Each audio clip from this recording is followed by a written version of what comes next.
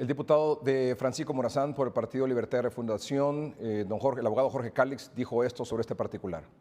Hicimos una convocatoria el día de ayer para detener la entrada en vigencia del Código Penal. Hicimos una reunión donde habían 67 diputados con derecho a voto, inscritos a 105 exactamente.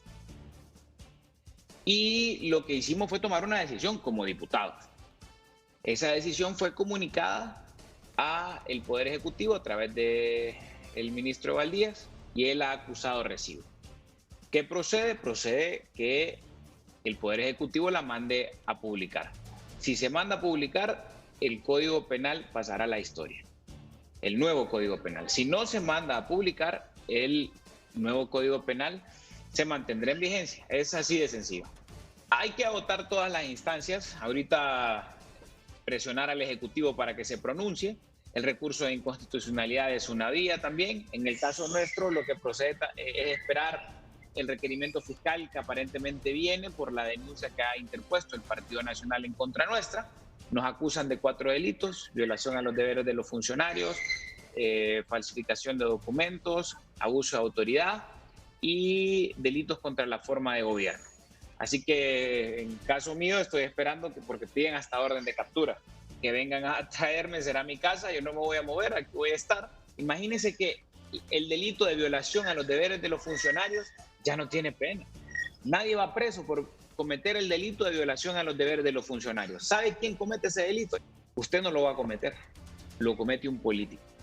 Esto quiere decir que el código defiende a políticos corruptos, que el código defiende a narcotraficantes, que el código defiende a los que abusan y maltratan mujeres.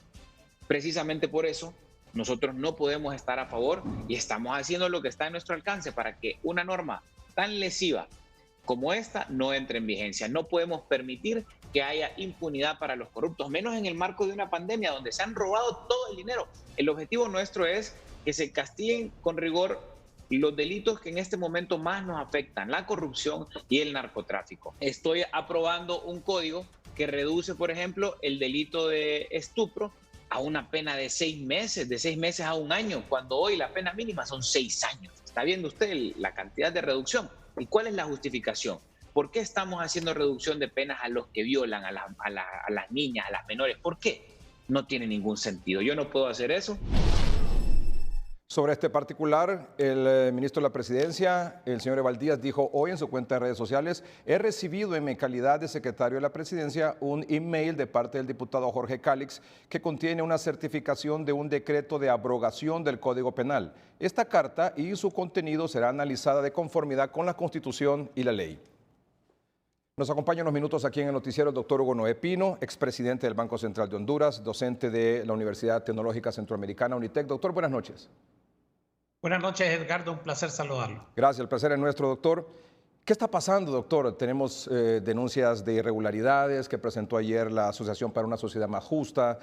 Tenemos este asunto del Código Penal. Tenemos esta pandemia que cada día causa más muertos, más contagiados, más incertidumbre, más ansiedad en la población hondureña.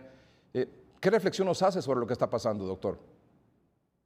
Bueno, Edgardo, la verdad es que estamos en un momento histórico de los más difíciles que ha vivido Honduras en el último siglo. A la parte específica de la pandemia que nos está golpeando muy fuerte, como lo señalaban los reportajes que usted pasó al comienzo del programa, gente falleciendo, grandes filas en los hospitales, en los centros de salud. No sabemos todavía el alcance de esta pandemia en el bienestar de los hondureños. Tenemos una economía que ya se venía debilitando en los años anteriores. En los últimos 2 años la inversión extranjera bajó casi un 60%. El nivel de desempleo en el país es tremendamente alto y las repercusiones económicas de la pandemia son muy fuertes. Y a esto, Edgardo, se suma en medio de esta tragedia, porque es una tragedia la que estamos viviendo, tanto desde el punto de vista humanitario como lo que provoca la falta de actividad económica, están estos aspectos de carácter político, estas divisiones.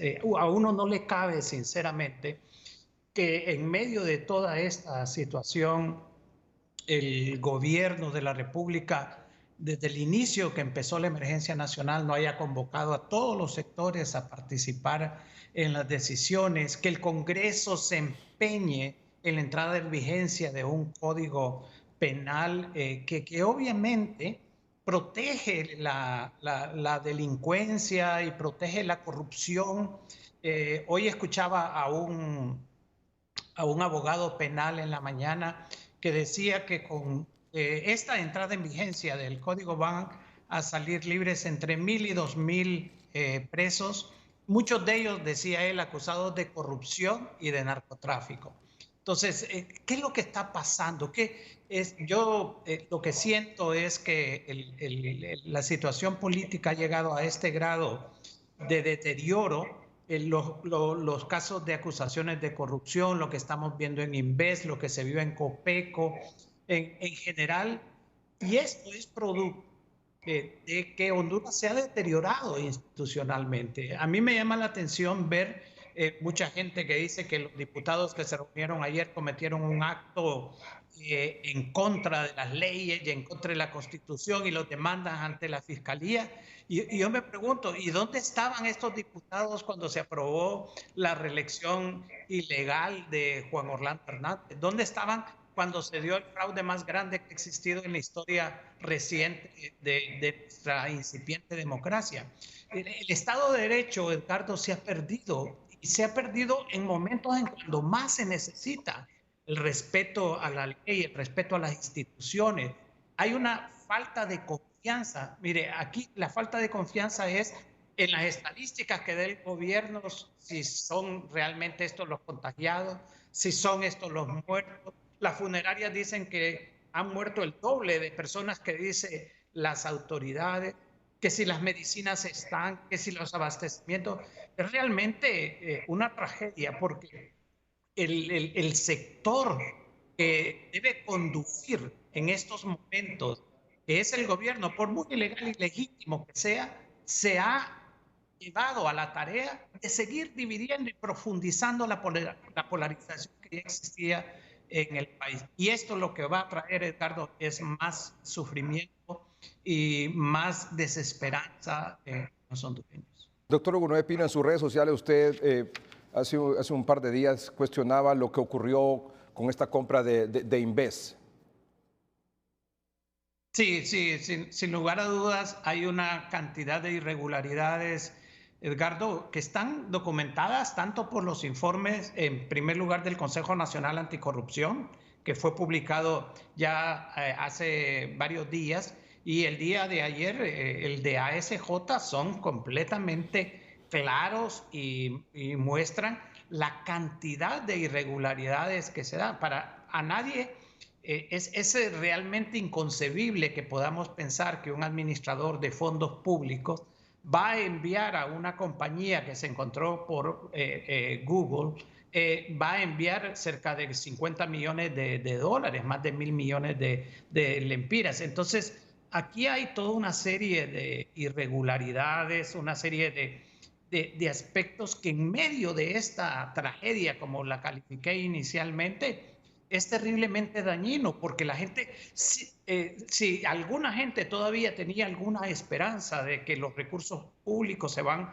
a usar de alguna forma, las acusaciones contra Copeco, los 5 informes del Consejo Nacional Anticorrupción, y eso tiene que rectificarse, Edgardo. Si no hay una rectificación de este comportamiento, lo que sale hoy en la mañana, el presidente del Congreso diciendo, bueno, nosotros somos los que mandamos, prácticamente eso fue lo que dijo, el código fue ampliamente discutido, cuando saben que tiene una oposición de muchos sectores de la sociedad.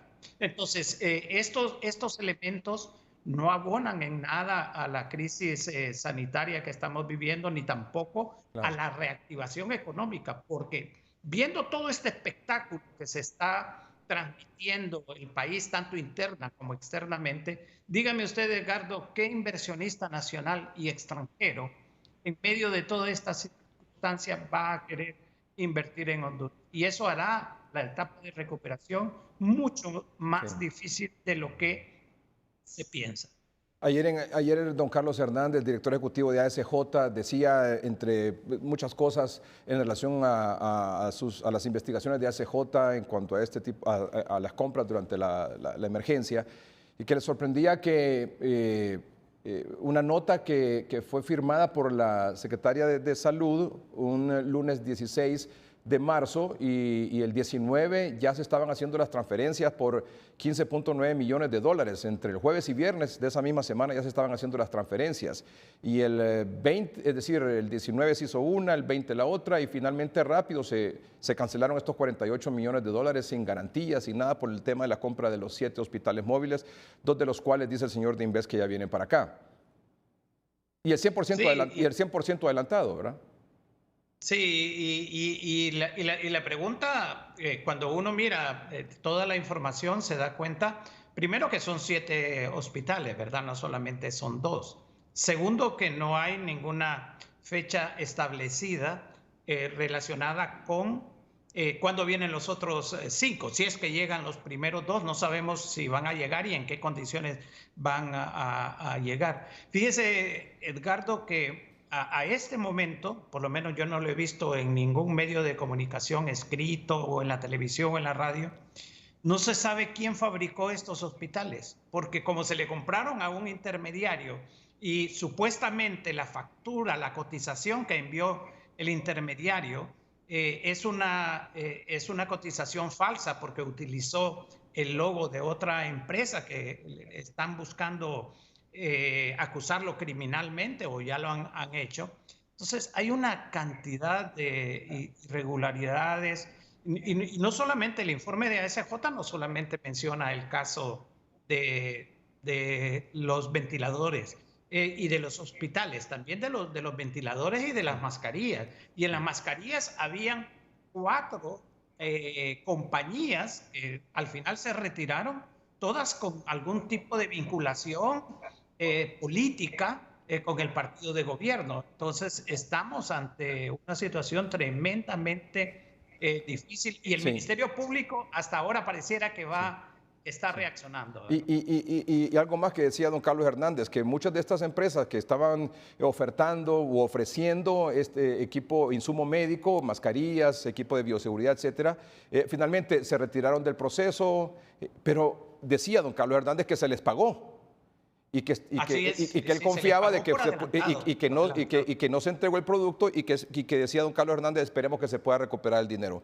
Por cierto que anoche aquí en el noticiero yo hacía las siguientes preguntas en relación a la rapidez con la que se compró, con la que se pagó esos 7 hospitales, porque se pagaron en total en 2 días casi 48 millones de dólares, es decir, más de 1.000 millones de lempiras.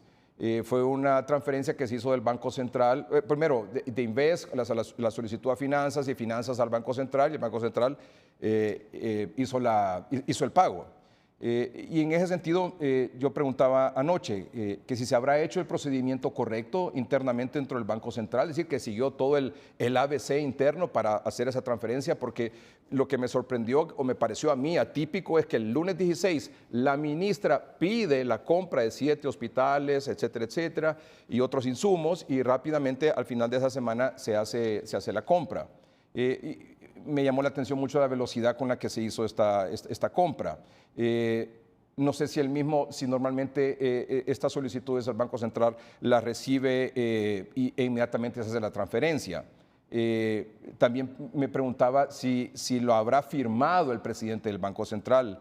También dije que tal vez fue una situación de emergencia, que por la situación de emergencia quizás el presidente del Banco Central, dije tal vez el presidente del Banco Central había firmado. En ese sentido, fíjese, doctor, que recibí una nota con fecha 25 de junio de 2020, referente a la transferencia solicitada por Inversión Estratégica de Honduras, Inves, en el que usted señala textualmente lo siguiente: y en horas se hace una transferencia por esta cantidad, lo habrá autorizado el presidente del Banco Central, tal vez fue una situación de emergencia a tal extremo que el propio presidente del Banco Central afirmó, la autorizó rápido y se hizo la transferencia en cuestión de minutos. Vean ustedes, cuando las cosas hay un interés claro, me imagino que por la emergencia se hacen tan rápido. Al respecto, me permito indicar lo siguiente. Uno, de acuerdo con el artículo 56 de la Ley del Banco Central de Honduras, todos los fondos de la hacienda pública, inclusive de las tesorerías especiales, así como los fondos distritales y municipales y demás dependencias y entidades oficiales serán depositadas en el Banco Central, de tal manera que las entidades mencionadas anteriormente se constituyen como cuentavientes del banco.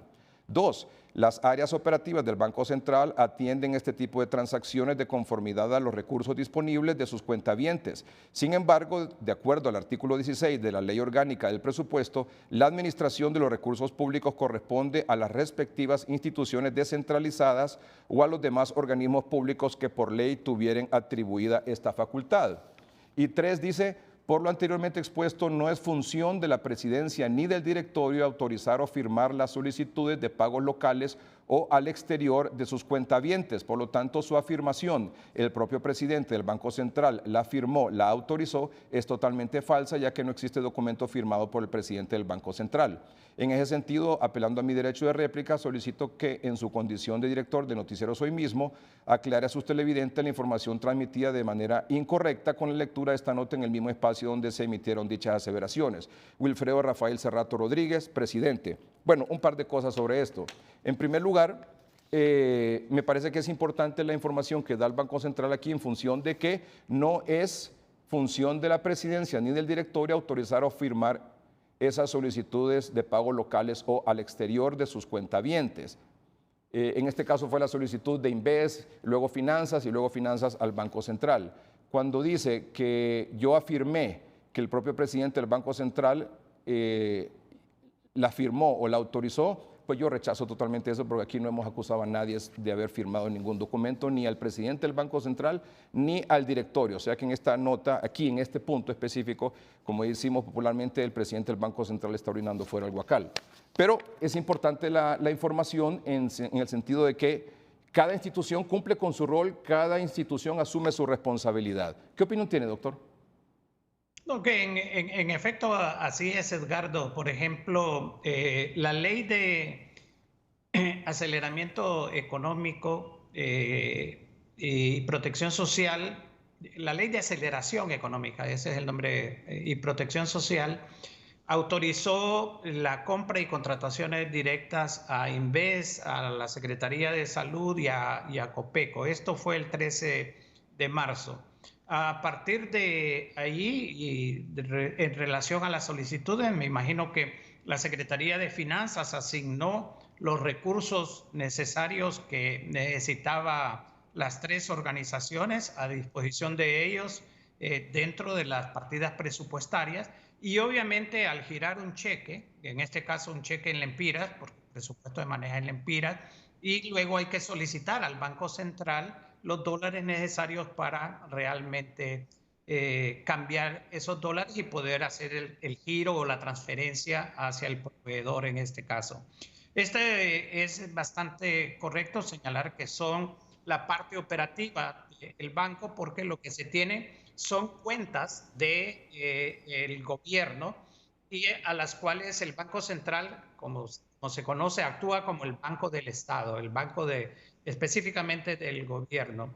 Esto es, Edgardo, como que si usted tiene una cuenta mancomunada con otra persona y alguien gira sobre su cuenta, en algún momento usted puede decir que esa compra fue incorrecta o algo, pero el banco sobre el cual usted giró el cheque no tiene ninguna responsabilidad. No es parte del Banco Central vigilar, digamos, si las operaciones que se hacen con los dineros del Estado son correctas o no. Ese es el procedimiento.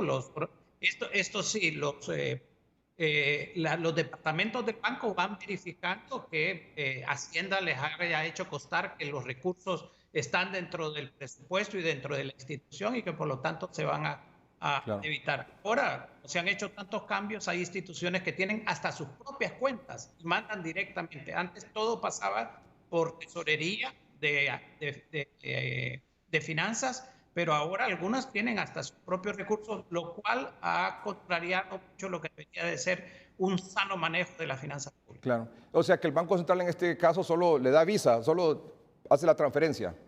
Así es, porque una vez que comprueba de que los recursos están dentro del presupuesto y están asignados a la unidad específica que solicita cambiar ese cheque o comprar dólares, entonces ahí termina su función. Sí, ya sabe usted, doctor, que en estos asuntos, bueno, lo que la misma CJ decía ayer, hay más dudas que respuestas, ¿verdad? En todo esto, en todo esto, en todo este proceso. Sí. Definitivamente. Y es que eso es lo que pasa, Edgardo, de que encima de la tragedia que estamos enfrentando, cuando las cosas no se hacen transparentemente, cuando han habido en el pasado reciente acusaciones muy claras de desvío de la Secretaría de Finanzas, perdón, de Agricultura, de cerca de 280 millones de lempiras, de lo que se dio en el seguro social y lo que se han dado en otras instituciones, entonces la desconfianza, la duda, bueno, ¿qué es lo que tenemos? Tenemos una red realmente de corrupción, tal y como lo planteó la MASI. Por eso, fíjese lo importante, lo necesario que tendríamos nosotros ahorita un equipo de investigación como es la MASI, pero como que les estorbaba a mucha gente e hicieron todo lo posible para expulsarla del país. Doctor, le agradezco siempre su participación aquí en el noticiero, su disposición para apoyarnos y darnos su opinión de lo que está pasando. Y compartimos la preocupación, es decir, todas estas preguntas, todas estas dudas, son preguntas que tiene el pueblo hondureño, es decir, así es. Y sobre todo en estas circunstancias. Aquí está el doctor Videa ya listo con su informe, ya verán ustedes lo que nos dice de esta última semana. Es realmente terrible que esto esté ocurriendo, o sea, tenemos tragedia sobre tragedia. Exactamente, sí. Y ese es lo que hace esto doloroso. Mire, sí, yo he platicado con amigos, con familiares, y la gente, usted la siente hasta con ganas de llorar, Edgardo, sí, aún y cuando no esté enfermo, porque lo que estamos viendo, una vida que se pierde en el país es una vida valiosa, es un abuelo, un tío, como decía una de las doctoras del tórax. Es decir, es una tragedia realmente ver al país en esta situación y que encima nos vengan con actos de corrupción y polarizando más al país por no poderse esperar a hacer consultas sobre un código, es realmente lamentable. Doctor, de nuevo, muchas gracias, muy amable. Buenas noches, Edgar. Buenas noches. El doctor Hugo Noé Pino es expresidente del Banco Central de Honduras y actualmente docente de la Universidad Tecnológica Centroamericana UNITEC. Vamos a un corte comercial. Doctor.